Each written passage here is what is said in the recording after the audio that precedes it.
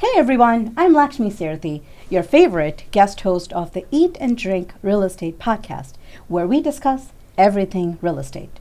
As an attorney, I've been on every aspect of a real estate transaction, from a closing to litigation. Most of the times, I get to meet my opponent. This particular opponent I didn't meet for 14 years. Welcome, Paul Chawla. Good afternoon. Thank you for having me. This is amazing. 14 years is a long line of anticipation. Hopefully you're not disappointed. It's been a pleasure, actually. I was like, I think the universe didn't do this because we had to meet at this time. I had to be ready for you, and frankly, you had to be ready for me. There's no doubt in my mind that I'm overwhelmed. So yes, it certainly took me 14 years of prep. So, Paul, tell me a little bit more about yourself. Well, I'm first generation. My parents immigrated from Thailand and India in the 1960s. I was raised in India for a bit, came to America once they were settled, educated in the United States, and started my own practice, hung up my own shingle in 1991, had some great mentors in the process. And like you, I've touched several different aspects of real estate, from buyers, sellers, bankers, clear through the foreclosure process. So I've seen each wave over and over and over again. So I'm looking forward to, from the time of RTC back in the late 80s, clear through the crises we've had every 10 years. So there's another one coming. Another one coming. The cycle always spins, right? It returns. Speaking of cycle, I started my practice in 2008 during the real estate crises. Wow. And actually, the first attorney that I used to work with was Dan Winter. And there's a little bit of a backstory to that, isn't it? Oh my God, Dan Winters is my law school classmate from Wash U in St. Louis, and we were there together for 3 years, from '88 to '91. I mean, what a character! I mean, of two oddballs, he and I got along the best. So for a vodka drinker and a non-beer drinker, how did that work out? Well, fascinating to say the least. We always had enough chicken wings between the two of us. There you go. We also know a couple other characters between the two of us, don't we? Well, Laxmi, I think that you finally bring up one of my former associates, and it's the man has evolved and grown, is what I'm hearing. So I'm looking forward to reconnecting with Faisal. It's been a long time. Right, he was my law partner prior to me jumping ship to the new firm. Technically, he's still my law partner. He can't ever quit being my law partner. Well, obviously there's an attachment issue. So exactly, but we trauma bonded. Trauma bonded. That's hysterical. Well, we as lawyers have we have no lack of trauma in our lives, whether it's ours or somebody else's. We definitely have we can't filter enough of it out. Exactly. From our community, plus our background, plus our practice, plus our clients. Oh, it's more than a trifecta. Oh, speaking of litigation, we also met vocally, actually. Well, actually, it's funny because Bollywood brought us together on that transaction. Yes, and that was incredible. I mean, it's when I first read your lawsuit against my client, who was it was biggest name in Bollywood. He's the biggest name in Bollywood, and among the biggest names in Bollywood. Well, other names. Yeah, well, you named every one of his performers of the celebrities at that same level on that tour. Yeah, I remember when Salman Khan was in the United States and he was coming for that tour, and then a couple of years later he had another one, and there you show up. And you don't. Well, I showed up I was a voice that just came in through the clouds on that. It was a TRO, a temporary restraining order for the non-lawyers amongst us, usually a very drastic remedy, not easily granted. I knew that. Paul knew that. We all knew that, but I was told to file it, so I did. It's and I give you credit. It took a lot of courage to put yourself out there like that, knowing that you had a lot of challenges that were uphill, and the judge was very graceful in how she declined your requests. I remember there was so much more she could have done, and she just peacefully, just said, "Move on with your lives." So that judge actually ended up helping me on more than one case later on. Was it Judge Pallmeyer? Who was it? It was Judge Coleman, Sharon Johnson Coleman. Wow. Wow. And I ended up. I'm glad you do. How could I ever forget Salman Khan case? That whole defense. All your defendants were well, plaintiffs technically. Well, but they were plaintiffs, exactly. No, but you were the plaintiff. Yes, I was. Yeah. That is correct. No, I was the They plaintiff. were all my clients, and it was Yes. the, I had the star-studded cast, basically, of Bollywood.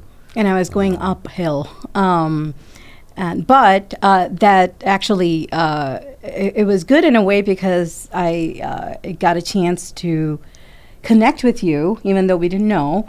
It still had to blossom until we met last month. Oh, it's incredible. In person? So it's funny, at the Union League where I was invited by Maliha Siddiqui, another Really? attorney. Okay. She said, Paul, you got to go. And then Rishi Agarwal popped me an email and said, yeah, I can try. And I said, it's time to go. And then, of course, I met you. You were like the first person I met there that morning. And I said, this is, and then when you brought up Salman Khan, I said, oh, now I know. Now I remember. And of course, Faisal was another good reason to make that connection. To doing that connection, yeah, right. That's why. Well, this is the real estate podcast. It is Eat and Drink Real Estate, sans food, or, well, we have some beverage now. Soon to be rectified, I believe. However, this is a real estate podcast. So, Paul, tell me what is going on with the interest rates? It's funny how the banking system works and the Fed works, because they're trying to stabilize a lot of different things, but whatever stimulus you have is not going to trigger or not trigger. There isn't enough inventory. So the interest rate seems to be, people panic and fear, don't buy, it's too high.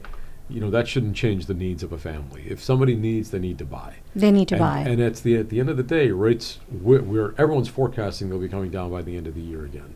So, Q3, Q4 is when it's all predicted. So it's just with the Feds coming in and stabilizing the rates again and not making the adjustments that we're all thinking about, doesn't mean it's not going to happen. But it also means that those of you that are looking to purchase, get out there and do it.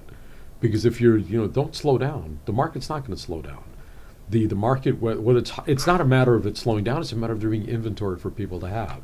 So for the homes that are out there, and if you're looking, be prepared, be aggressive, be ready. Don't go in blindly on a Sunday afternoon strolling for a house. You've got to do your homework in advance to know your capacity. But that the interest rate is marginal. It'll affect you for a year. Right. Because then you refinance. Then you refinance. Now that actually, there's so many questions that arises from your from that excellent point that you brought out.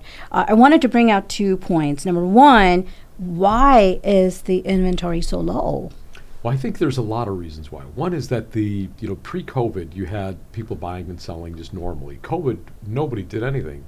Construction stopped, imports stopped. There was backlogs with deliveries. There was customs-related issues. There was order-related issues. Labor was an issue. So all that construction got delayed. And inflation. Absolutely. Which is still persisting. Well, and that inflation was as a result of the lack of inventory, lack of product, lack of materials, lack of goods.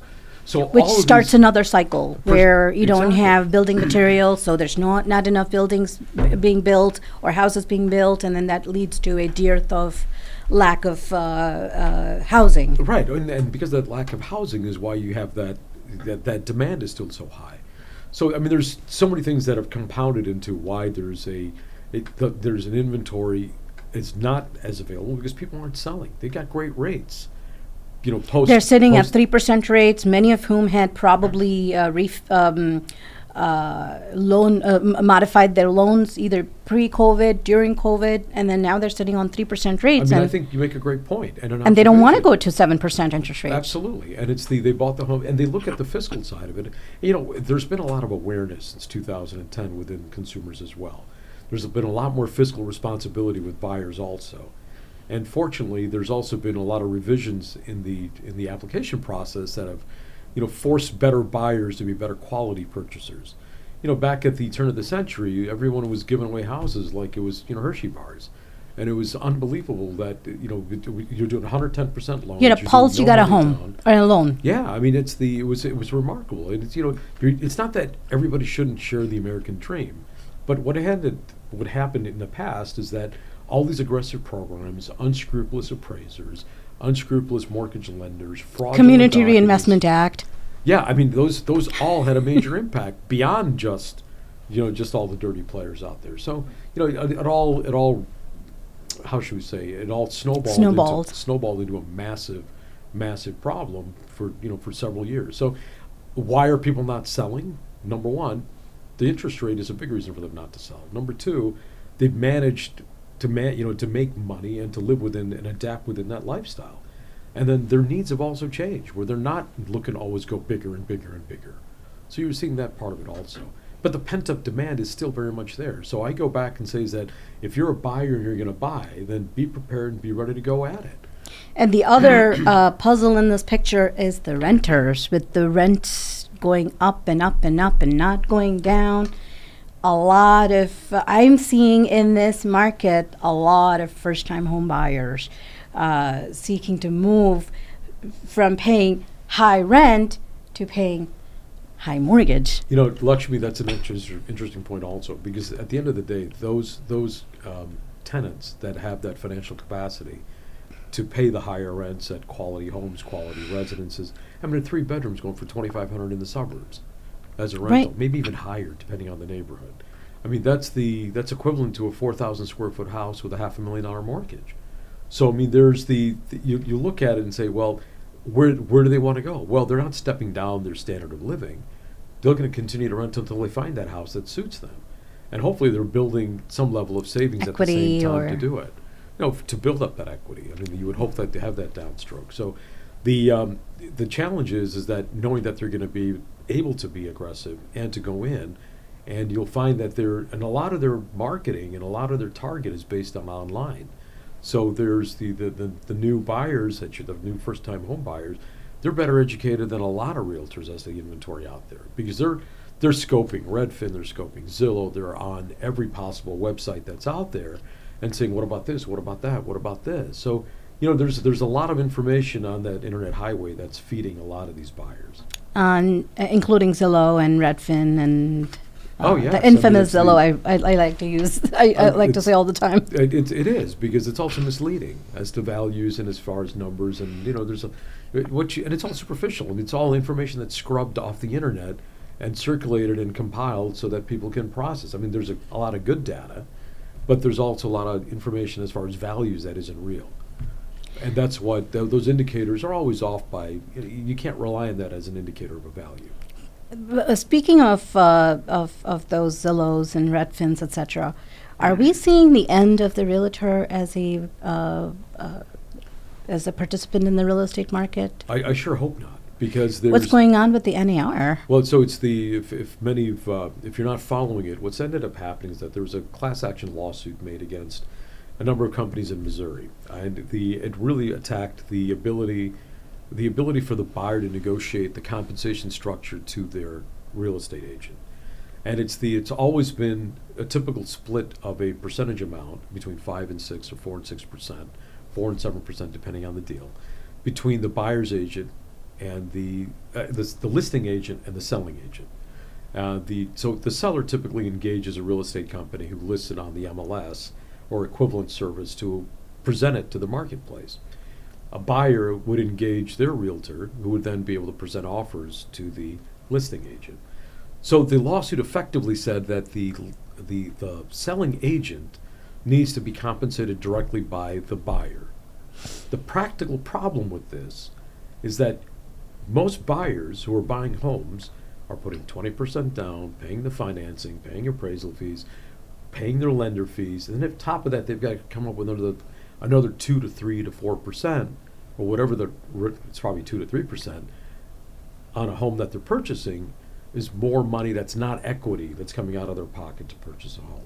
And which is being financed at 7% at a minimum. And it may not be financed at all because it's an expense. So it's not part of the home acquisition necessarily, unless the lender rolls it in into the loan package. So as if there's sellers out there that are saying that, well, we're not going to pay your buyer's commission or buyer's agent, what's really going to happen is that they're not going to get the best field of opportunity of purchasers. So sellers are realizing that, and sellers' agents are telling them, if you want the best quality of buyers coming to you, you need to offer that as an available compensation structure in negotiations. And do not put the burden exclusively on the buyer for that, because you will lose a lot of that. There's all levels of real estate agents and clients that they have and that they manage. And the one thing you want to do is you want to incentivize your buyer's agent to bring you the best possible candidate. Correct. I mean, you want the pre-qualified, you want the persons who are able to have the down payment, who have the wherewithal to make the mortgage payments, etc. Oh, absolutely. And I think you want it, and we all look at the $500,000 to $1 million house and say, well, okay, that's where they need to factor it in. Well, the flip side is that marketplace of affordable homes between $100,000 and $300,000. If you tack on another 2 to 4% on that purchase price, which is not even mortgageable, probably. It hasn't been clarified yet, but I certainly doubt they're going to finance paying someone's fees. So I think that's something that's going to be coming out there as well. So it's, there's a lot of creative ways to do it, but you found that there's been massive. Which is why we need awards. A good lawyer. Well, I mean, that's why we're talking to you, Laxmi, as your real estate expertise. Vice versa. Well, we love to flatter each other, but thank you kindly. Well, I mean, we did meet after 14 years, so we have a lot of flattery to pass back and forth. That means there's abuse to follow later. So yes, it's a coin. It comes with two sides. Speaking of coins with two sides, are we going back to the 2008, or is it going to be a different kind of a? I think the feds, the legislature, the banks have all learned that it is better to create exit solutions quickly rather than litigate and create a foreclosure compounded mess. A glut of real estate that just sits. I had a foreclosure case where I kept my clients in their home for 7.5 years in Cook County. In DuPage County, I had one for 11. Wow, you got me. Which ultimately got modified at the end of it. No, that's outstanding. My client exited and sold on that lengthy one. So banks have realized that they have to look internally to determine what's the best solution to keep a performing loan or an asset that it's not distressed, versus going with the arrogance of saying everybody gets out, we're taking the property back because we have to optimize and recover the money because it's federal money too that they've invested into these homes. So and it's not to say that there's going to be casualties at every foreclosure that's coming, but under the circumstances, a lot of banks are more aggressive now with either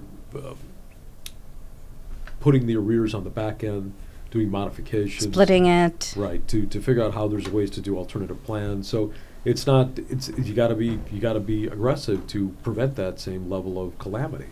But I think it's also based on what's the level of employment that we have. I mean, what we dealt with in the previous crisis is that you had a lot of arms. You had so many different products with adjustable rates at LIBOR rates, and then adjustable, and banks collapsed, banks got consolidated, there were notes that were called in. I mean, there was a whole mess of with mortgage-backed securities, there was a failure of collateralized debt obligation. That entire facility has closed down now. Well, it had to, because there was a lack of diligence in the sales process. I mean, if you're selling 1,000 loans, well, you better have every piece of paper related to that loan. How do you securitize a debt instrument? It was bulk, because it's the margin. You're really buying the margin of the profit, and that's why they kept flipping it, and that's really where it's a product of Wall Street. It's a product of that's where it's not, lawyers couldn't do it in a way that lawyers would have done it differently, is what I'm getting at. Right. Because we tried too. I believe that there was a huge argument during the 2008 during that period, where a lot of economists and lawyers, tried to get the legislature to understand we need an exit strategy. You can't just say we're not going to modify at all. But I think. Well, eventually we're now wised up to it. I hope they eventually heard it. And I think if you look at it there's two aspects from that side that came up, and this rolls into the foreclosure side of it. Is that, well, people used to say, where's my original promissory note, and where's my original what's my best evidence rule? I mean, that's the stuff that I barked about a lot. It didn't win. I didn't get one client a free house. So correct. World be known, there's no free houses. Pay your debts. Pay your mortgages. There's no free lunch. There's no that also. But you need to be, if you have a house that you're in, you do the best you can to stay in it. But the flip side is, if it's not working out and if it's failing, make an exit as fast as you can to make sure you can rebuild for your next step. So I mean, anyway, that's just getting. We could talk for hours, right? Yeah, especially on that issue. It's hard enough. Speaking of investments and Wall Street, etc., yes, a couple of days ago, I interviewed a investor who flips houses, and she is actually writing a book about minimalist flipper. Tell me about the role that a lot of, I look at investors as providing the hedge in a real estate market. They pretty much have they hold a hedge position during this in a market. Right. Tell me a little bit more about what you think the role of an investor is in this kind of at least in this kind of a market, and how it differs from 2008 and previous years. There's two different perspectives on it.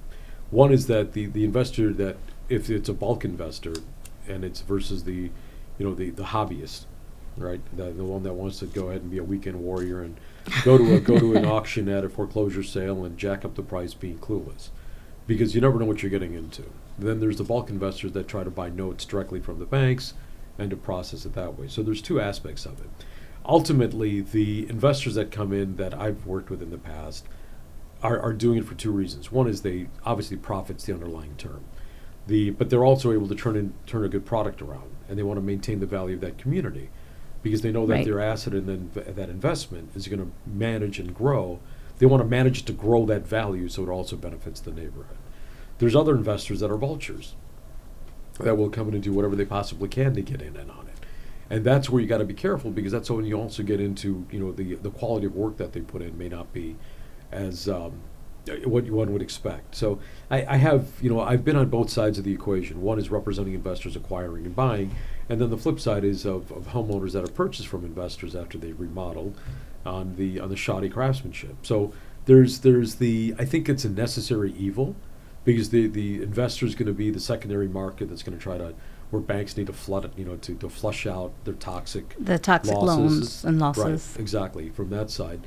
What I don't care for, and what I find to be particularly offensive, is that when banks create third-party LLCs, that they are fundamentally on the back end of with their other internal insiders. Left selling to the right. Right, but the right is really the insiders that are founders of the bank or shareholders or otherwise affiliated, and there's been a lack of control that the government has exerted on managing and monitoring insider transactions like this. There's banks that I can identify by name that are from Texas, from Chicago, that are community-based banks that are owned by Indians, by Greeks, by other strong communities that have had their local bankers.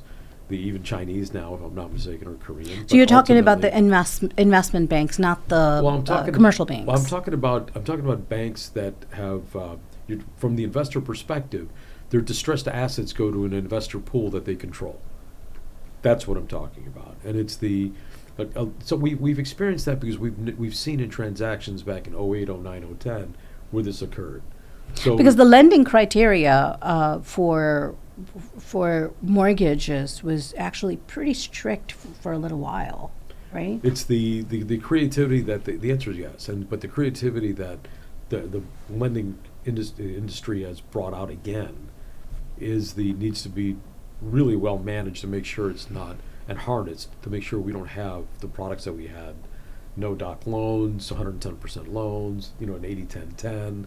All that kind of financing creativity is problematic, because all you need is someone who loses a job and suddenly you're, that or goes to the hospital for any number of time, there's major medical issues that come with it. There's, it just has to be well planned. And it's the more invested you are with your hard-earned cash, the harder you're going to be there. The harder you'll work to maintain that debt. Whereas if you have zero risk going into a house, the impression that I've received from the cases I've handled is that the passion is very different as far as being able to retain it. I'm seeing a lot of home equity lines of credits popping up all over again. There's also a level of inflated market values that we got to be careful of, and you're seeing that because of the demand that's created as a result of this. And we all want everything to continue to rise as best they can because it helps our bottom line and our balance sheets. It doesn't mean it's the right thing to do.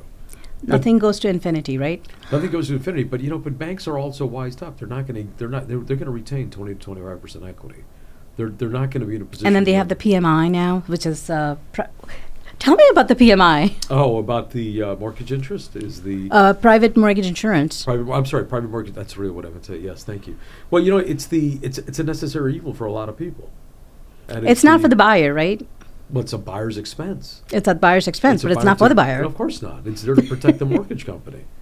I mean, it's an insurance-backed product that allows for in the event that you default or fail or whatnot, that mortgage is covered. But at the end of the day, when you're in foreclosure, you're in foreclosure.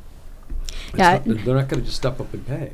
Normally, when I go through at the closing with the buyer, we talk about the note, and then you've got the mortgage, and then I start with the note, and I tell them, here's your promise. You promise to pay in return for getting a bulk amount of money to buy your home. You promise to pay. Everything else anticipates you breaking that promise, and then we go through every single step of the way, and most of the buyers are like, give me my keys. I have no, I'm not interested in what you're talking about. I still make sure that, I'm a lawyer, jobs to make sure that, we educate our clients.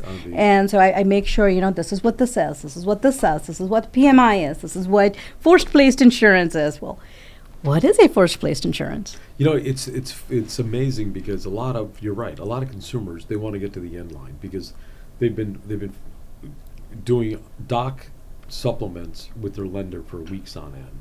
They're stressed on making sure that the money's in place. They're holding off on any new purchases. And they have to move. They've got to relocate, pack, and get out. And then there's timelines and crunches because now everybody wants to close in less than 45 days. And it's even sooner, depending on. And then you've got the mortgage contingency that might run out, or you may have those. The pressure points that come from the underwriters at the lender's office demanding more updates, more information. I don't understand this. So if you're a buyer and you're going in and let's say you want to buy in a year or 6 months or whatnot, number one, season all the money you can in your bank account. Number two, ensure that your income stream is very, very consistent. The ebbs and flows of large deposits creates a lot of uncertainty with lenders. Three, if you can put yourself on a W-2, if you're self-employed, do it as quickly as you can. ASAP. And as high as you can. And be honest with it, because at the end of the day, the purpose of paying taxes is not because you're paying the government. It's so the government can make sure they can distribute the money to every possible little municipality. Your roads are well done. Exactly. Your schools are done. You have a park district where you can send your kids. You make sure that your government's working. Make sure that your militia's in place. And beyond that, you make sure that the school system's in place, the education's in place. So it trickles down from every aspect of it. And I find that more and more W-2 wage earners that are making a handsome income and that can save can buy a bigger house. It's really the word of caution is for the self-employed, because it's the desire is to make sure that it's hard. You got to put yourself on a discipline to pay your taxes, to do your withholdings, to do the best you can because you need it to get into the best possible home that you want to be in. So it's do a 6-month commitment, be prepared, and then say, this is what I want to, because banks look at that minimum history. Well, today has been an excellent educational experience in the mortgage world, and that's a really critical component of a real estate transaction. Laxmi, thanks for the opportunity to be here with you today. I'm glad we talked about these great areas. But you're right. They trigger and stimulate a lot of active discussion because what we don't know is what the future holds in reference to the changing of the guard, or maybe not. What we also don't know is what's going to happen with the inventory, what's going to happen with more markets, what's going to happen with more production and construction. There's certain levels of things that we can't control, but we can only anticipate. And as lawyers, we can only prepare our clients to be the best possible purchaser at some point. So and I think as part of that, I think we got to plug a little bit of eat and drink because Citywide Title has been very gracious to us both in this process. Yes, absolutely. And I think it's key because, I've been working with Citywide for over, 10, 12 years and maybe even more with working with their title company. And the efficiencies that they've been provided have been amazing. We're here today because Walt found us on Instagram with a picture of you and me. And he says, Paul? Said, well... And then the story began. Oh my God. And he says, we got to have Paul on the podcast. I really thought it was the hands of God, but it's the hands of Walt. Actually, it's his thumbs. That's not even- Thumbs up. But speaking of, oh my goodness, Lord, you are an educational institution in yourself, walking, talking educational institution. Every time you start talking, I have more questions that come up. Oh my So God. two questions that coming Sure. up. One of them is, are we going to see the zombie mortgages again? Which one's the Zombie Oh mortgages. my God! What's a zombie mortgage? Oh, the ones where after the foreclosure, they don't finish the entire process and then it just sits as a blight in the neighborhood. I've had those cases. I've had those clients. I never Nobody call them wants a to buy zombie. them. Nobody I gotta- wants you to want a sell quick them. I got to tell you a quick story. Back in 2008, I represented a builder. He built beautiful homes in LaGrange. I mean, it's the economy crisis hit. The economy. We had major issues in '08. His last house was sitting for 6 months, 8 months. He couldn't move it. Beautiful home. I'm at the closing table. He eventually found a buyer. There's the we went to the closing table, and buyer's a young man. He's 25 years old. He's got a logistics company, a trucking company. He's got an incredible amount. I mean, I looked at his PFS because I was doing the closing, and I took a PFS sneak. is the personal financial statement for Right. all the non-lawyers amongst No, amongst yes. our audience. Yes, no, thank you. And I looked at the loan application because it's miraculously ended in. Oh, you in must my not lap. lie in your loan application, by the way. It will come back to bite. They will review it. I am reviewing one loan application after, I would say, about 20 years. Wow, no kidding. So, Yeah, so It's- on that house, it turned into, he did the acquisition, he purchased, my client got paid, everybody else got paid, including all the fictitious construction loans that were on it. Or, fictitious construction loans. Wow. Not construction, improvements. Improvements, or okay. holdbacks or whatever and what blew, and that was the buyer side of it. I mean, my end of it was to just get it completed and whatnot. I got it done, fortunately. The house was vacant forever until it went into foreclosure. The guy vanished, ran back to Europe, never saw him again. So it's when you talk about a zombie house, I see that as being a zombie house, and it was tragic because the bank at the end of the day was the victim in all this, Right. but the exposure to everybody else that was there also is also scary. So, the caution to lawyers is that if it stinks, run. And that one, I was too late to run. It was done. And It was then like the it was Salman Khan case. Yeah, well, You're Salman that Khan, stank for but someone much else. low. not for me. So I've noticed in the recent real estate transactions that I've been doing, every single the first thing I do is I check the tax records to find out, what the anticipated taxes are going to be. Every single one of my transactions off late, I've been revising my tax proration for people, the non-real estate professionals in the world. Can you talk about what's a tax proration and tell me what the impact of the rising real estate taxes will do to your transaction? Well, it's funny because you're talking about equalization factors and how the appraised values are from the Oh, goodness assessor's Lord. That's an office. entire It's different different. conversation. I would love to pick your brains, but please Yeah. tell me about the real estate. Well, so real estate tax prorations, generally mean is that the seller of the home until the date of the sale needs to give you a credit, basically, for the time that they've used the home. What that means is that in Illinois we get billed in arrears. So we get the tax bill for 2024, we'll get it in 2025. So that effectively means that if you do a closing today, the seller has to give you the equivalent of a ratio of the full the year amount tax of time returns. that they're responsible for the real estate Right. taxes. So what do you base it on? You try to base it on a full year's tax return. In Cook County, it's staggered between 55 and 45% between first and second installments. In DuPage and a lot of the other collar counties, it's all 50-50. So you can take a 2023 tax in DuPage, or in the suburbs. You can take a 2023 real estate tax bill, multiplied times a certain amount. Every seller wants 100%, which means that we'll give you credit for what it was last year. Every buyer wants 110% or more. We typically split the difference, or between 105 and 105, 107 is that 107. ballpark. But you have to. But if you're astute and you actually do your research, you'll realize that there's equalization factors and assessor values that force you to actually push the numbers higher. And sometimes you also even do a tax escrow. Now, a lot of buyers rely on that tax proration as part of their down payment. So it's when the bill comes, they'll pay it, but it alleviates how much money they have to bring to closing. But that also means everybody else is looking at that same bucket. Lenders' expenses, appraisal fees, closing costs, attorney's fees, etc. So it's dangerous because you always got to prepare for how much money you need to have set aside.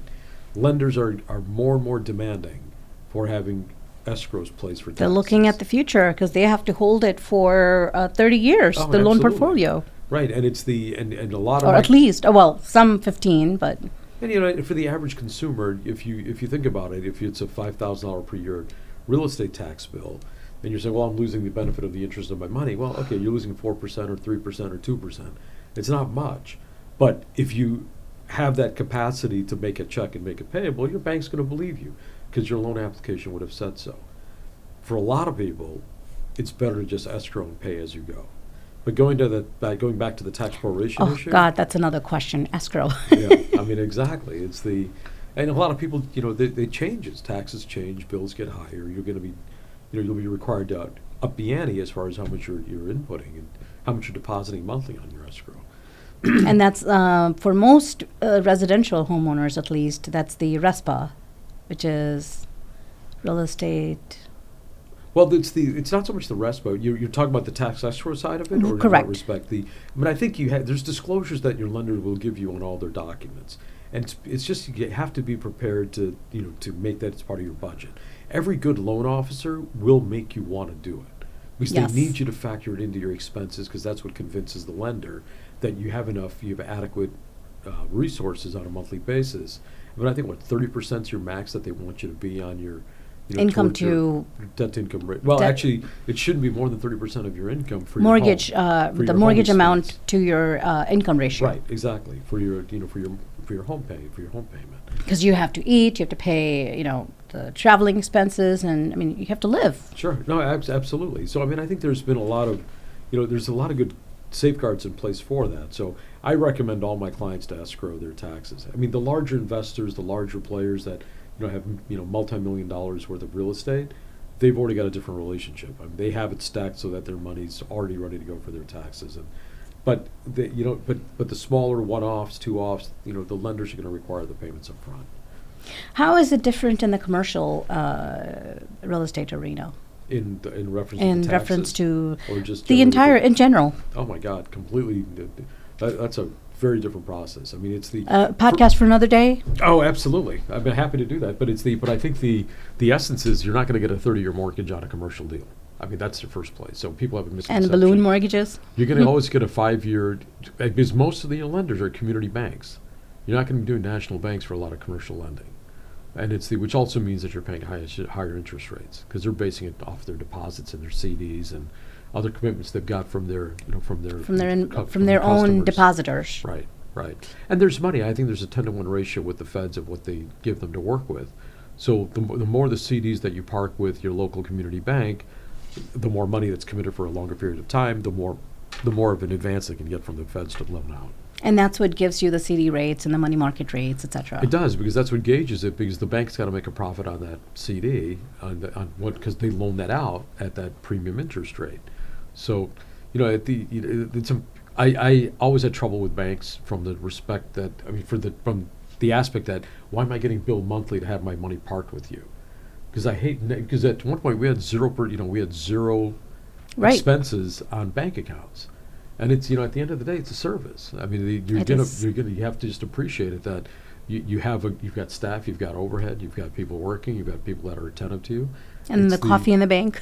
Not anymore. Not anymore, but well, COVID killed a lot of that. Exactly. So it wasn't their lack of ability; it was really the lack of the pandemic had a big impact. But yeah, commercial deals another day. We should definitely have that conversation.